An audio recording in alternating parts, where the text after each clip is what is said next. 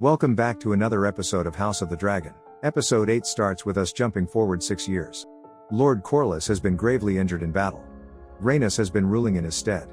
His brother, Vaemond, sets the tide in motion as he questions who will be the next Lord of the Tides if Corlys passes away. Corlys would have wanted Lucerys Velaryon, Laena's son, to be named heir. The trouble with that though, is that he's not true Velaryon and Vaemond does not take kindly to it. He wants Driftmark for himself. The winds have shifted. The crown has good reason to take my side. Meanwhile, Daemon head off on an expedition, picking up a dragon egg from Syrax. 3 to be precise. His men hurry off to take them to the warming chamber immediately, while Daemon receives a message from Lady Baela on Driftmark. When he returns to his wife, Daemon catches up with her and the kids, handing over the note. Luke and Jace's legitimacy are called into question, while the succession of Driftmark is a massive talking point here and could change the destiny of many people in the realm. This is a serious matter and the only thing for it is to sail for King's Landing and confront those claims head on. As for Alicent, she continues to oversee the council meetings, and it seems issues in the Stepstones have managed to stabilize for a while now and trade is good. Alicent continues to juggle the exploits of her kids though, especially Aegon who sexually assaults a maid whom the queen pays off to keep quiet. She also gives her some tea too. Alicent is livid and confronts her son, and given he's married, is calling their house into disrepute. Viserys continues to deteriorate in the wake of all this, now bedbound with bandages wrapped round his head and eye. Daemon and Rhaenyra show up to see him, informing the king about the petition regarding Driftmark. Rhaenyra introduces her father to 2 new kids as well, Aegon and Viserys, the latter named after him of course. When Viserys weakens, the pair are graced by Alicent's company.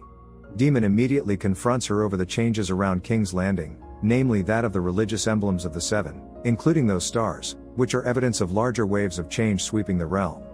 Vaemond shows up and speaks to Alicent and Otto. The latter is convinced that war is coming, what with the petition as precarious as it is. They need to work swiftly to stifle that. Out in the courtyard, Rhaenyra meets with Rhaenys. She cleverly tells him that she didn't order her son's death, nor was complicit in it, which is definitely true from a certain perspective. To try and seal the deal, Rhaenyra makes an offer. If Rhaenys backs Lucerys' claim to the throne, Rhaenyra will have Jacaerys and Lucerys betrothed to Baela and Rhaena. That way it would secure Valyrian blood to rule both the 7 kingdoms and Driftmark.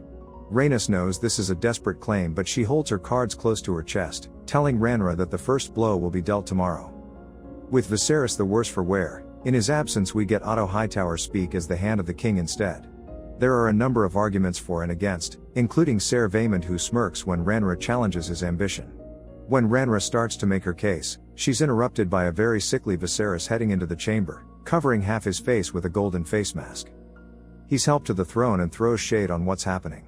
He also tells them all that the only one here who has insight into Corlys' true wishes is Rhaenys herself. She speaks up on behalf of Rhaenyra and the proposed marriages, as well as Corlys' wishes to have Lucerys on the Driftwood throne. Vaemond is livid. No. I will not allow it. Allow it. He goes on to call the children bastards and Rhaenyra a whore. When Viserys tells him he'll have his tongue, Daemon moves quick as lightning and cuts the man's head off. During dinner, things seem to settle down a little as Viserys toasts to their strengthened bonds. But is also sad about the distance that's grown between them all. He reminds them that he won't be there for long and in his absence, they need to stand strong for the sake of the House of the Dragon. If not, then war is going to erupt and chaos rain down on the kingdom. Rhaenyra gets things started by toasting to Alicent for everything she's done, doing her duty and standing by Viserys' side all these years. Alicent, by comparison, toasts to Rhaenyra, telling her she'll make a fine queen. When the kids begin toasting, there's a lot of tension, especially between Aegon and Jace. However, everyone is all smiles and enjoying their time together, which Viserys looks on fondly. It seems it's his last memory of them, but at least it's a good one. Until Aemon speaks up. With Viserys out the room, Aemon toasts to how strong Jace and Luke are, which of course is a double entendre given who their father is. The kids are separated and Rhaenyra decides to head back to Dragonstone before things escalate further. Interestingly, Rhaenyra promises to come back on Dragon to see Alicent. That night, Viserys talks to Alicent about the coming threat, that being the awful writing in seasons 7 and 8 of Game of Thrones of course. I jest, it's the White Walkers. There's dialogue here that's going to be the catalyst for war erupting across the realm, And poor Viserys is too drugged up and garbled to actually articulate what he means properly. He speaks of the Song and Aes Sedai and mentions Aegon. He's talking about Aegon the Conqueror, of course, but Alicent interprets this as their son, Aegon. It is you. You are the one. You must do this. Alicent replies, I understand, my king. And this is where misinterpretation come from. While Viserys dies off-screen on his deathbed, Viserys' words are going to cause havoc. Viserys wishes for Alicent to take up his mantle as protector of the realm and keep the houses together. However, Alicent clearly interprets this as needing to usurp the succession and put Aegon on the throne.